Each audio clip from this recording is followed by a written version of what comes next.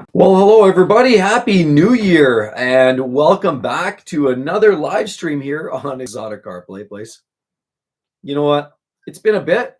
We took a little bit of a hiatus there during the Christmas and New Year's break, vacation.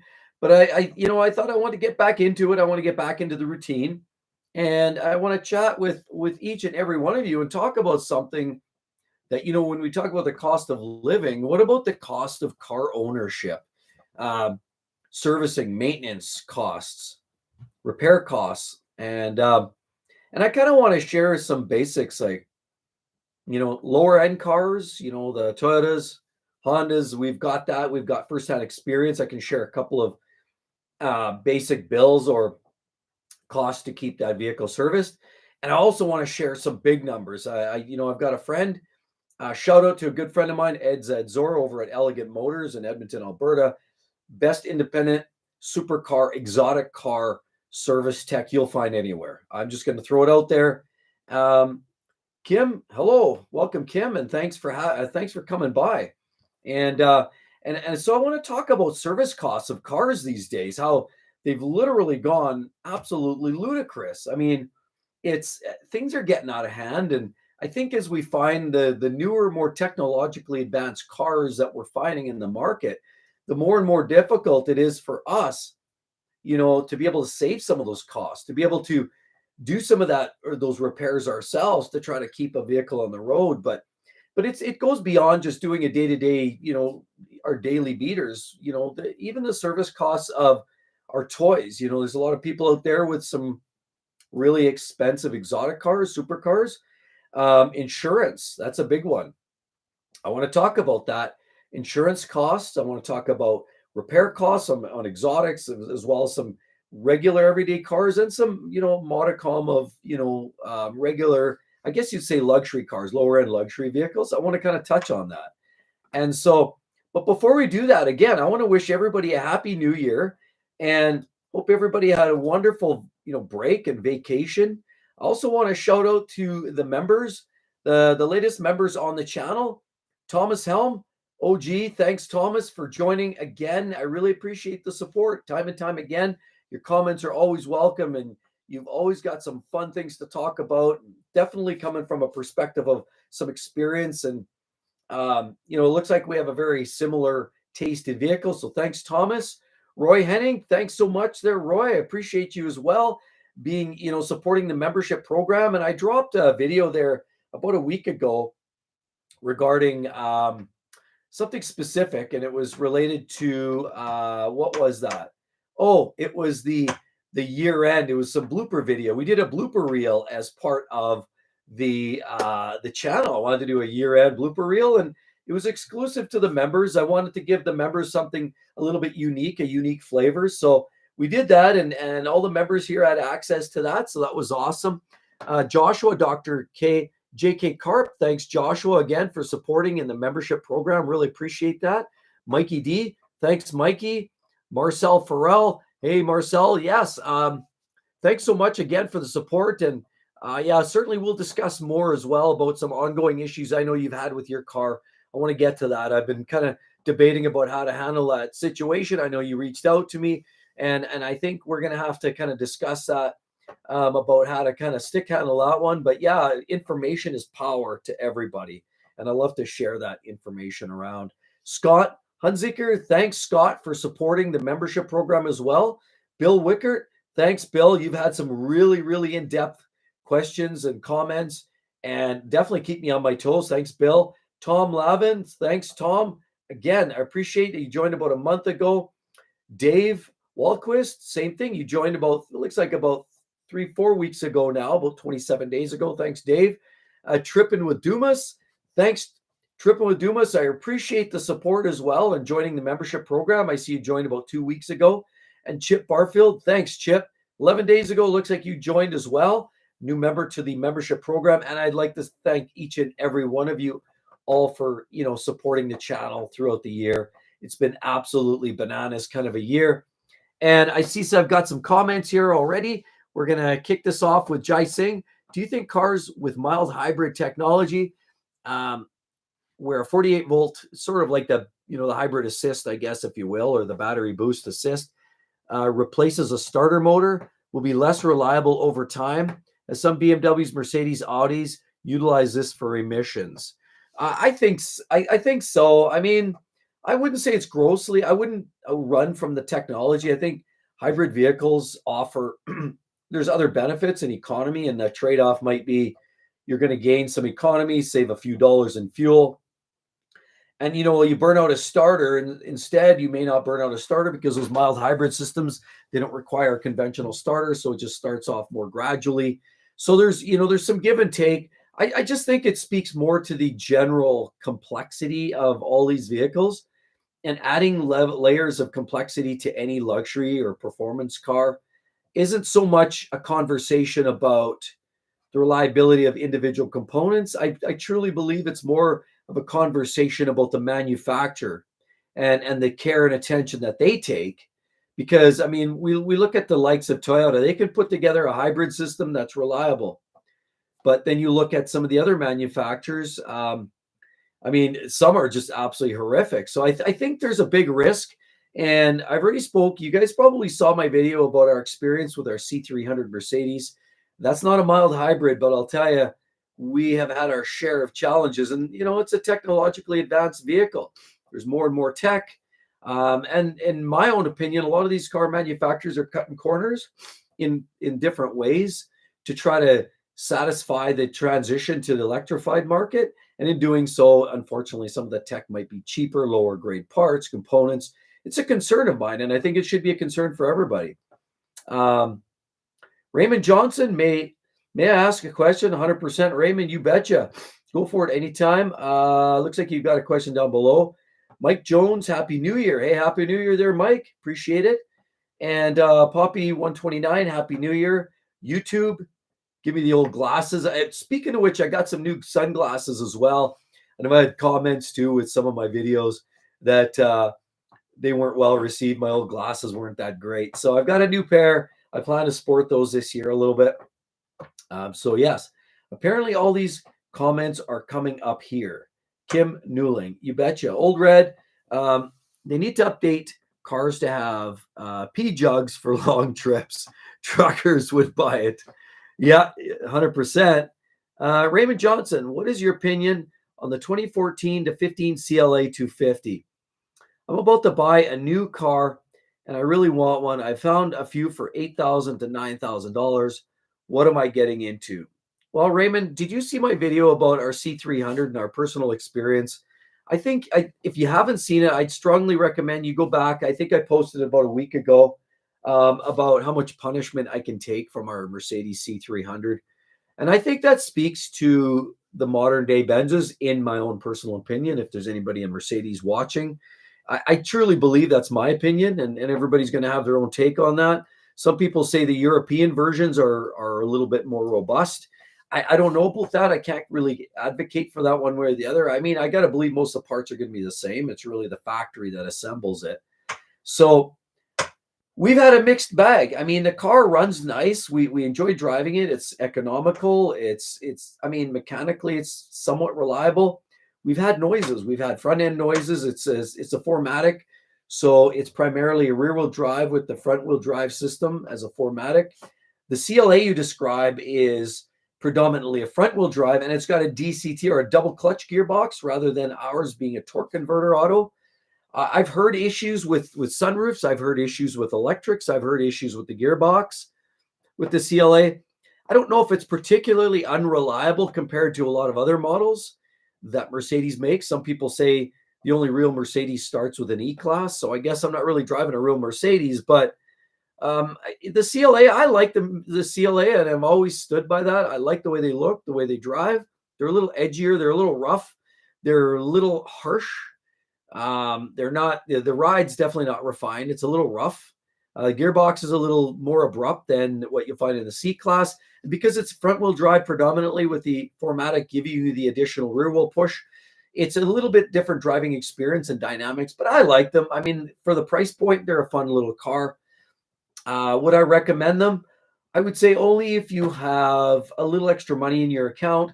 to prepare for some of the increased costs, because maintenance costs, and that's what we want to talk about today, is maintenance costs are a little higher on anything Mercedes, unless you can fix a lot of that stuff yourself. If you're able to fix some of that yourself. Now, since we're on the topic of Mercedes, Raymond, I want to add to this. So we talk about some of the maintenance costs.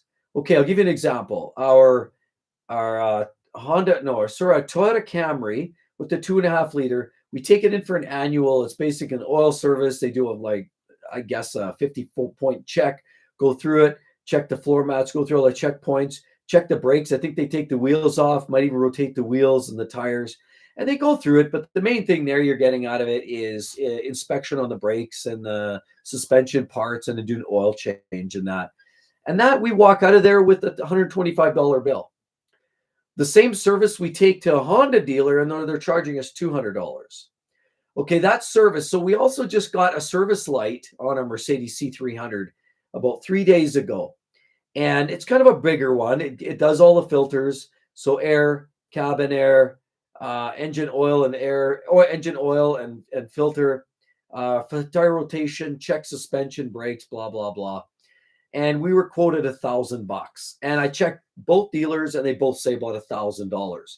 But roughly the same maintenance for that Toyota is about $125.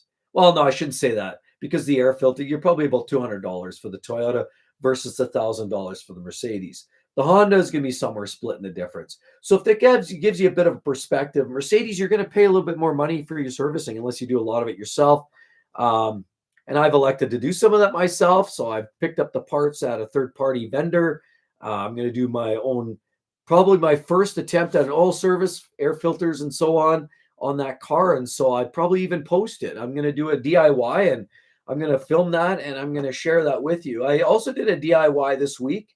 I had to do a front wheel bearing on my truck. So I did that. It was making some noise, a little tick, tick, tick. And I've always said, you know what? If you can fix these vehicles yourself, it's a ton of money in your pocket. So I was able to save a pile of money. The dealer wanted $500 for the bearing alone, plus labor.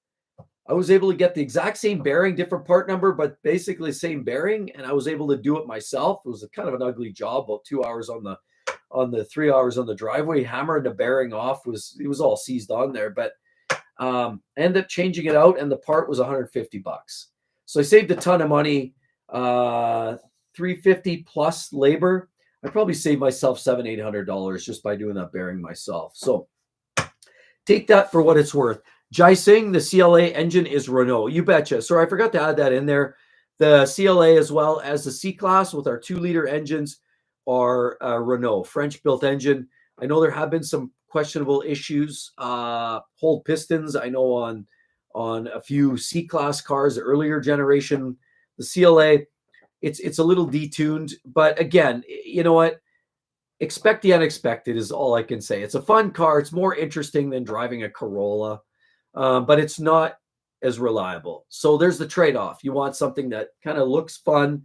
You get the key fob. It drives a little bit better. There's a little bit of clout that goes with it. And the fact is, it's similarly economical on a day-to-day. But yeah, you will pay a lot more at the service shop for sure, 100%. So just be prepared for that. What else we got here?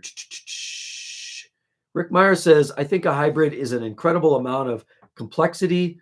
Local Joe is not going to be able to fix that car. Yeah, and Local Joe probably won't want to fix a lot of these hybrids and plug-in hybrids with the high voltage systems, 480 volt DC. There's a lot of higher voltage systems in there that a lot of mechanics may not be qualified or be a little skeptical to work on. So yeah, I mean, and you will probably won't want to be getting under the hood either. So again, you're going to be paying. I just already gave you that example, how much money I can save by doing it myself versus what the dealer is going to save. Oh, and by the way, that Mercedes, they would charge me $1,000 all in, the materials, the filters, the filters, the oil, and all of that jazz all in. I think that ended up costing me about $300, $250, $300. That's all the material, and of course it'll be my labor. So lots to be saved if you do it yourself, but it's not for everybody either. Just know that it's going to cost you some money. Let's just see here. Anton says mild hybrids have two expensive components, which could go out south: transmission and high voltage battery. In Toyota hybrids, it's the only battery. ECVT is quite hard to break, and it's cheap anyway. Yeah, the ECVT is good. Planetary gears, it's better than the Jatcos and the Nissans and that. Oh, by the way, I want to throw this in there. I released a video today. The first time I released a Friday video in like forever. So I typically post Wednesdays. Mondays is the car news. Wednesdays and Saturdays. But I'm starting to add a fourth video. I'm going to be putting Friday videos. I'm sure most of you probably didn't get a chance to watch it. It's a totally different vibe. But what it is I'm going to be shopping and sharing pricing, and I'm going to be doing browsing online. And I did basically a Facebook marketplace roast, if I can say that. So Fridays are going to be kind of like a buying experience roast. And it could be older used cars. It could be new cars, pricing of new cars. It could be the looks of these cars. But it's going to be focused on having some fun and bring a little entertainment, a few laughs along the way. So if you haven't had a chance to go back to the channel when you're done with the live stream here, be sure, if you could, if you don't mind, going to give the video a look over there. It doesn't have a lot of views right now, and I get that. A lot of it, it's a different style of video. It's as well, I posted on a day that most aren't expecting it, so the views are way down. But I think you'll find it fun, and I'm going to start posting on Fridays as well as the other days. I'm adding an extra video a week, but it's going to be more for fun and light entertainment, and it's going to be more of a roast. But you're also going to learn a few things, because I always throw nuggets of information, reliability, pricing, and you're going to learn some stuff. So it's always educational. Sometimes it's going to be a lot of fun. So definitely, if you get a chance to go take a look at that video when we're all wrapped up here, that'd be super duper. Let's just see here. Let's see. Anton says Mercedes is absolutely impossible to find spare parts, even in Germany. My mechanic had one stuck in the workshop for 2 months waiting for axle or something. Yeah, it's hit and miss, Mercedes. Like locally here, late model Benzes are still pretty easy to get parts. FCP Euro, if you're looking, FCP Euro, good place online. They have they stock a lot of parts for the European cars. I even go locally to Napa, and they have a lot of parts, so take a look around. There's options out there. Tony White says, I paid $165 for a trans service, just drain and fill. That's not too bad. Drain and fill. I would never flush a automatic transmission because it stirs it up. And there's rumors that of the belief that if you push that product around in there, that sludge that's sort of caked in there, all of a sudden it's loose. It winds up plugging off orifices. Next thing you know, you have a slipping transmission. So a clean drain, plug it, fill it. Usually you're pretty good that way. So what else do we have here? Nathan, add in the obscene price of car insurance, and having a car is almost unaffordable. You're right, Nathan. Totally agree with that. I was talking to a few people here recently. A person that I know has a late model Camry. They're paying $4,000 a year for insurance. Another person driving an older Corolla, Honda Civic, paying $3,500 a year. I can tell you, with a clean record, it helps. But I know somebody that's got a Ferrari 296, and the insurance on that car is $9,500 a year. And that's with clean insurance, a person that's older. So the cost of insurance is becoming very cost prohibitive and very expensive. And it's not uncommon to put a significant amount of your income in insurance costs just to be able to rock down the road in your, whether it's a luxury car or performance or exotic car. A lot of these insurance costs are high. Like my truck is pretty cheap. I got full coverage. It's an older truck. I have a mediocre level of insurance. I've got coverage, the usual levels of insurance coverage. And I think I pay, I don't know, $1,100-$1,200 a year for that. So it's not bad. But yeah, insurance is pricey. Honda wanted $1,100 to change 2 rear wheel bearings. I did it myself in an hour for $400. That was Raymond Johnson. That is awesome. See, so much money can be saved. Tony, BRV. Bearings. What do we got? Raymond Humphrey says, how about the Ram 1500 2024? Yeah, the last year you can get the 5.7 Hemi. Now in 25, all you can get is that inline six turbo and the V6 3.6. 1966 Human says 1995 Holden Rodeo 2.6 cone front wheel bearings.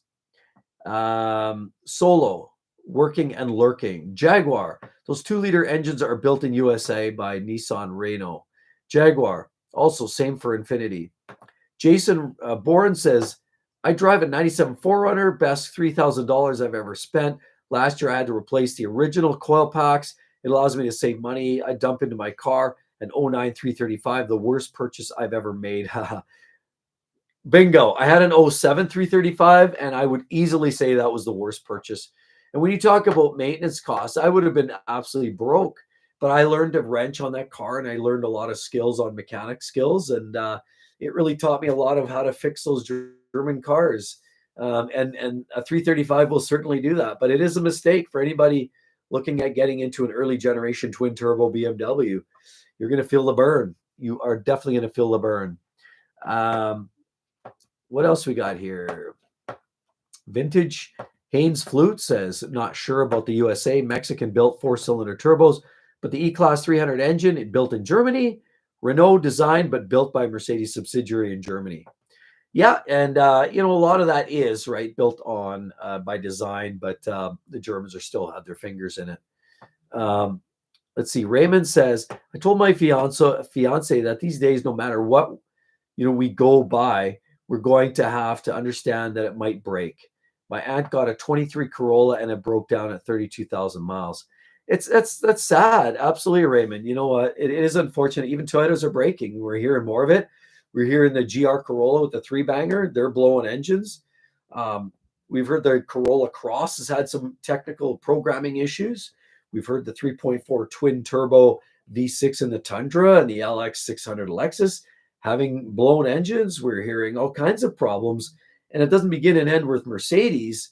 Toyota's a pretty reliable brand, all in all. You can't really go wrong there, but certainly nobody's perfect. And as more of these vehicles become more technical, you're going to find more of these issues.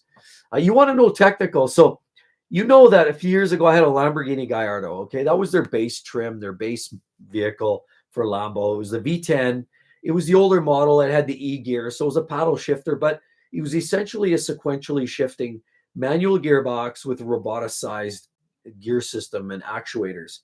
Well, that clutch went on me, and when it goes, it starts slipping or it gives you a fault code on the dash. And mine was finally gone after a few years. They don't last long because they tend to slip really hard, and they just generally don't last. And when it was time to fix that clutch, for that Lambo cost me about $12,000 to get done at the dealer. 12 grand to do a clutch.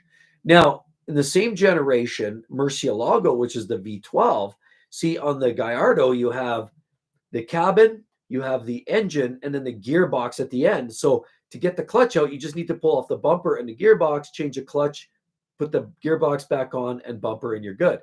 The Murcielago, which is the V12, you have cabin, then you have gearbox, clutch, engine. And so because of that, you're pulling everything out. You're dropping the whole 9 yards out. And the clutch kit is much more expensive as well, the parts. And what you're looking at, there's a $25,000 to $30,000 clutch job to do on a Murcielago. And those clutches only last you maybe 5,000 to 10,000 miles. If you drive them, if you're moderate with them and you don't get too abusive. If you get 10,000 miles out of a clutch and it costs you 25 grand, it's not cheap. So when you look at a $500 service bill on a Toyota, and then you compare it to some of these exotics, it just makes you wonder, like, how do people do that? But it's a lot of cash, absolutely. Dealman Live, Rock Auto, Jaguar, best price. Rock Auto is good too. Yeah, absolutely. Check Rock Auto. Shout out. Denise says, when do you recommend the first oil change when breaking in a new engine? How many Ks? Denise, I would strongly say 2,000. There you go. Jaguar beat me to it. I would say about 2,000, 1,500 to 2,000. because when they're, especially, I mean, new engines are a little different. A lot of times, good engine builders use a lot of, the gasket, the seals and the glues and some of that material that gets into the oil. It's meant to flush out, it's not hurting anything, but often there's that material that's inside the case. Often there's, as the valve seat and the valves pound into the seats as you run it a little bit, it starts flattening. Rings, there's some initial wear. So there's always some initial wear on the engine when it's brand new. Always. That's how it finds its happy spot. It starts to wear and then it finds its formation, valves, rings, everything seats. And you'll start to get small amounts of particulate. You also have the engine building materials and lubricants and parts that are in there. So it's good to get a couple thousand in there just to kind of get some of that hammering in place and then flush it out right away. So I would agree with that. A couple thousand is kind of where I'm leaning to, and that's generally Ed, my favorite mechanic at Elegant Motors, swears by that. He always says put a couple K on it, and then do another quick oil change, and then you can kind of get into the routine after that. What do we got here? Dealman says woke LA set to have no private vehicles by 2030. It's sad. I know I hope that's not the case. Chris Zwerski. Chris, hey, Mark, quick question. The dealer wants to change the plugs in my 2019 F-Type R Jag. The mileage is 39,000 kilometers. I'm not convinced they need changing. The car is stored, has never seen winter. Chris, that's always a debate. I mean, a lot of my cars I've run, like I've had cars where I've run the mileage forever. Like, or the plugs for almost ever until there's a misfire, then I change them. Like I've had old beaters that have done that. Now that's probably the wrong thing to say. That's not good preventative maintenance tips, and I don't take that as the proper tip. That's not really the best way to go about it. But what I would suggest is follow the manufacturer's instructions for two reasons. At the very least, I would almost do more oil services, so do them even tighter frequencies than even the book says. But with the book, I would follow the things like the fuel filters, air filters, rear differential fluid changes, and the spark plugs. And if the book, check the owner's manual. I can't remember what it says, but I would probably tend to do that because, the more, it's not that, I mean, the more you mess around under the hood, the more chance of something else coming apart. But also everything gets exercised, covers come off, you back out a plug, put a new plug in.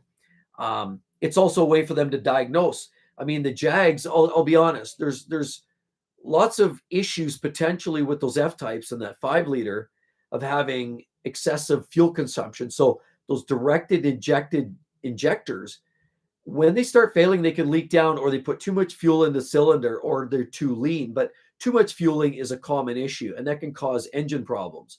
So if you're pulling out the spark plug, it's a good way to do a quick look. And you can't tell necessarily just by running the car. But if it's running a little lean, you may not know that until you pull the spark plug. And by pulling the spark plug, it's a way to look. Well, you shouldn't have oil burning, not likely with those kind of miles on it. But it's a way to observe if you've got oil burning. You could tell if there's oil film or if it's got too much carbon on the electrode or on the tip. I would say spark plug's never a bad idea to stick with the book on that. And if the mechanic's saying, hey, you're at the 39,000, I wouldn't necessarily fight that one. That one and the rear differential and engine oil are the three that I would probably be focused on. And you know what? Cabin air filter, whatever. Air filter is important as well too. But yeah, I would consider it. Actually, in this case, I would definitely consider it. Let me see here. Where are we at here? CAA insurance. Dealman's my BMW mechanic doesn't work on any 335s or diesels. That's too bad. I know we had our X535D. Our mechanics worked on that, but 335s, a lot of them don't even want to touch that stuff. Modima Rose says, wow, I caught a live. Welcome, Modima. And as well, welcome everybody and Happy New Year. I'm glad everybody's dropped in. Again, as always, if you missed today's video this morning, 8 o'clock, drop live. Not live, but I dropped a new video for Fridays. If you haven't seen, I'm adding a Friday video to most of my weeks now on top of the regular videos. I hope you all get a chance to take a look at it if you get a chance. If not, that's cool. Raymond Johnson, my buddy's dad had a Gallardo. The clutch went and sat in his garage for 4 years. Yeah, I mean, it can, right? And you do clutches. I mean, that's the thing. That's the risk. Sometimes you don't use it, so it can just sit. I don't know what his reason for sitting it, but sometimes it's a budgeting thing. Let's face it. $15,000 on a clutch, and then you talk before tax earnings. That's $25,000-$30,000 you've got to earn to pay for a clutch. So it's not a cheap fix. And even if he could afford it, like he may very well have had no issue there. It's just sometimes, you don't use it. You're like, the clutch is burnt. The hell with it. It'll just sit for a while. No big rush. Either way, it's not a cheap car. And yeah, you've got to be prepared for those big maintenance costs for a lot of these cars. How much insurance for that Lamborghini? The Gallardo, I was paying, what the hell was I paying? Just over $2,000 when I insured it last. I suspect we're probably in that $2,500. My insurance is pretty solid. Like, I've got a decent rating, so my rates are pretty decent. So that helps me a little bit. What do we have here? DG. Hey, thanks, DG. Appreciate it for dropping a line and the extra support. Appreciate that, DG. Should I buy out my 2022 Maserati Modena or not worth it? Thank you. I'm not sure on the buyout and the cost there, because every manufacturer is a little different. I know Mercedes is not the most palatable. They really they jack you on the buyouts. BMW, not as much. Kind of depends on the buyout and what it looks like to you. Just know that, I mean, if you're talking about Maseratis, most of them are depreciating very, very hard. And vehicles like this, you're going to expect the value. If you've looked online, the values of those are probably at least in a 5-year time frame. If you're, I'm assuming, what are you, 22? So you're 3 years in, that vehicle's probably lost 40% of its value, 35 to 40%, unfortunately. So then you look at that and the cost of buyout, and then you say, well, does that put me in the market? Do you have the confidence in the longevity? Has it treated you well? See, because it's also an opportunity to sample the milk, if you will, right? And a lot of times, that's what a lot of people use the lease opportunity for. It costs you a little bit more, but it gives you the opportunity to test how reliable a car, build that trust, the confidence in the brand. I'm assuming you have a service network near you, so you're probably fine there. Is it worth it? I mean, that's a tough one on a vehicle like that. The reliability is not going to be the best on the planet. We know that there's challenges with Maserati. Any of that, the Stellantis products are going to have some potential issues. But I do like Maseratis. I do like Alphas, and I know that's an unpopular conversation.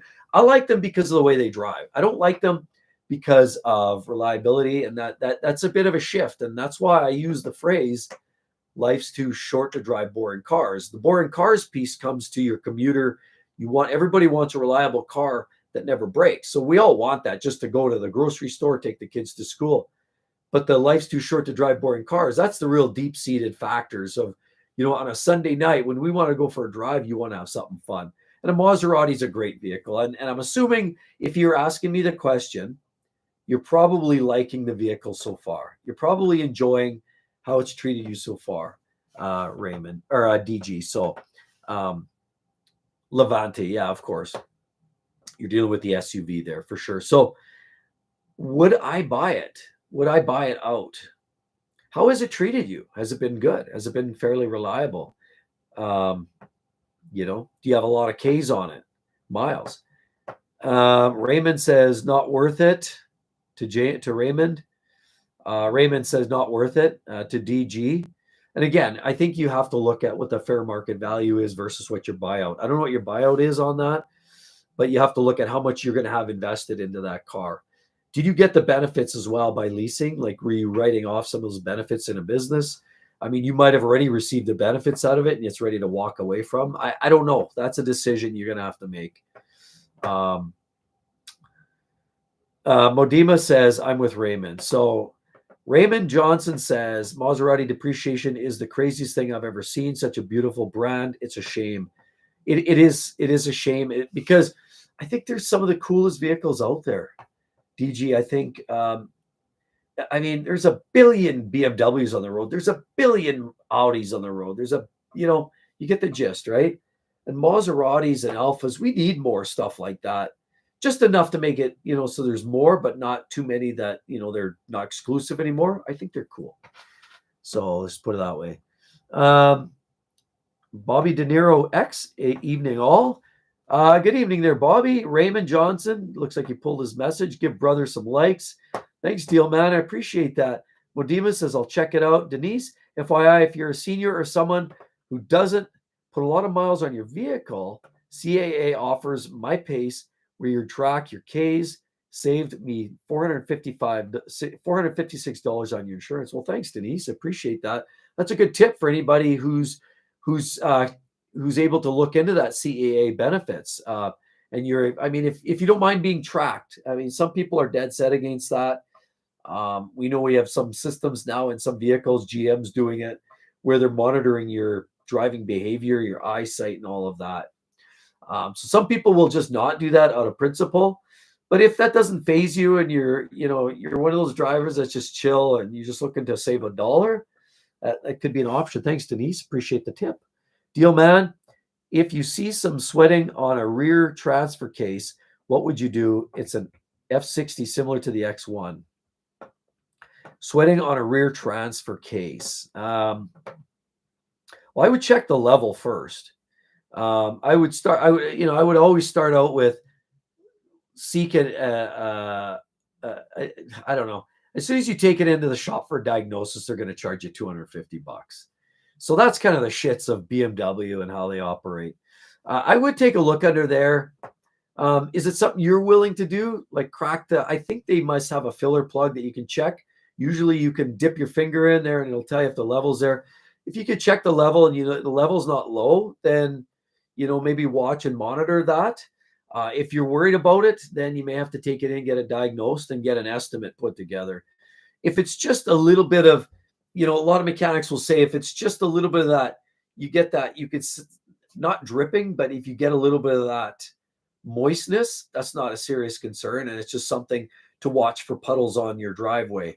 When you start to see drops, that's when you're a little more concerned. Could be a seal going bad. So I would keep an eye on it, maybe do an initial assessment, check your level on it, and then maybe ride it out a little bit. Bobby De Niro X, it's too much money to maintain new cars. Also, new cars have new tires and wheel sizes that cost 2 to 3 times more. And on top of it, a lot of them are lower profile, so they damage a lot easier too, and the rims are easy to bend. Which, I'm going to throw this out there. If you haven't seen my Mercedes 300, how much punishment can I take? If you haven't seen that video, that was a very popular video. I'm surprised I actually did as well as it did. That was really me just like expressing the stress, the anxiety, and just the disappointment, really, and not just the car, but really the treatment more than anything, because everything will break. It's really more how we feel like the treatment went. But yeah, I don't know. It's just one of those things, right? Like, what can you say? That they all going to cost some cash. All these vehicles are going to cost some maintenance to keep them on the road. And we had the wheel and tire or the rim protection. And that was at a time when they sold us. They said, oh yeah, you're covered good. Because we asked verbally, does that cover like any damage, like scratches or at the time, the person told us verbally, yes, but we didn't read the fine print. We're not usually the type to buy extended warranty. And boy, did we get suckered. Because then when it was time, we scratched the wheel. We took it in there and they declined the claim. So, it's extended warranty pass every time. What else do we have here? Modima Rose says Alfa Romeos have been around forever in Australia, and I was surprised to not see any in the US until fairly recently. Yeah, there's not a lot. And they just tried to break back in the market. There's not a lot of them on the road here. And the sales are shrinking, unfortunately. Bobby says, I wish more car brands were dependable like Toyota's so we can have more genuine choice. I wouldn't mind the new Supra as a BMW Toyota team actually made the car more reliable as they claim. I don't know if they're more reliable.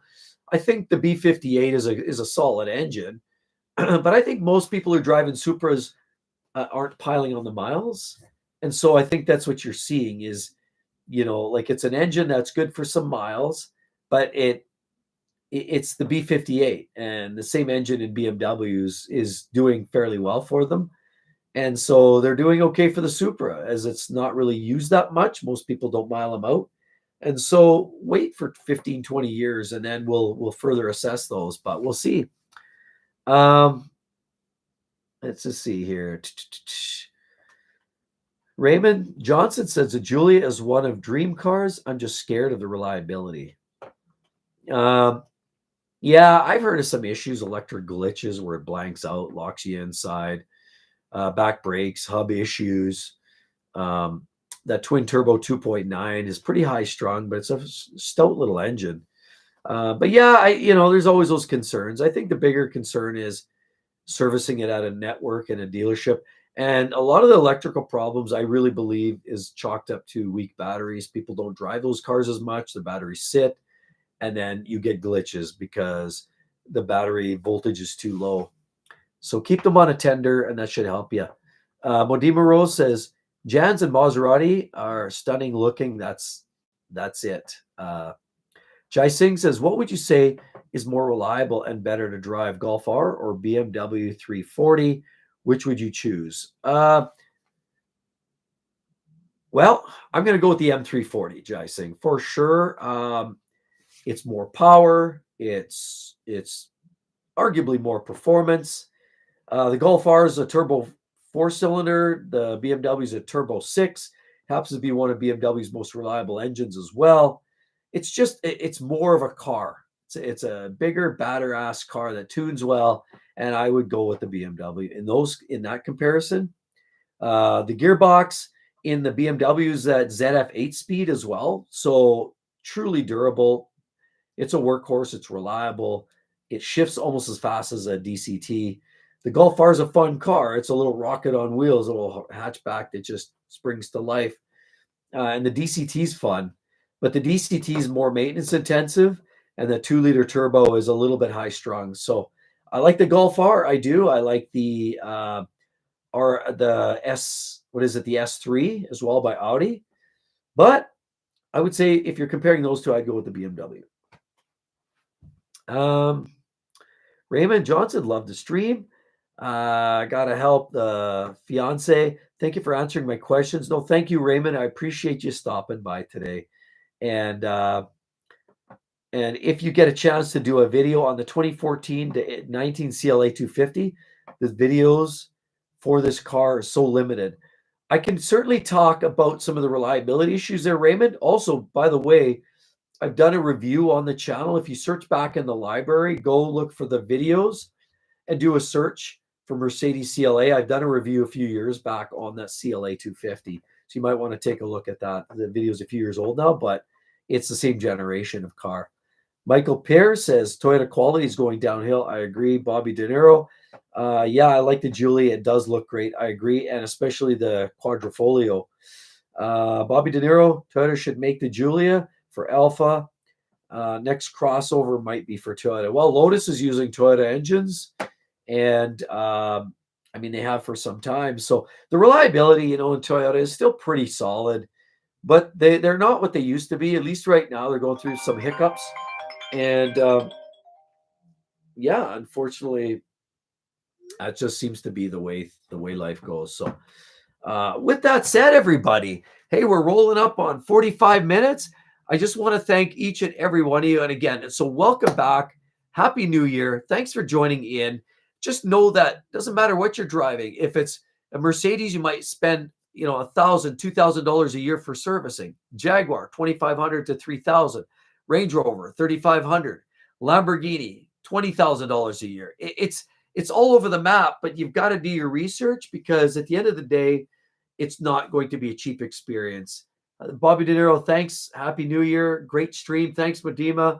And as well, Anton. The reason I stuck with 2000s Euro 4 cars, yes, keep it reliable, keep it fun and quirky. Sure, go with those risky cars, but they shouldn't be your dailies. They're better for those Saturday night drives. That way there's less stress, less wear and tear. Hope to see each and every one in the next one. Thanks so much on joining the live stream. See you all later. Bye-bye.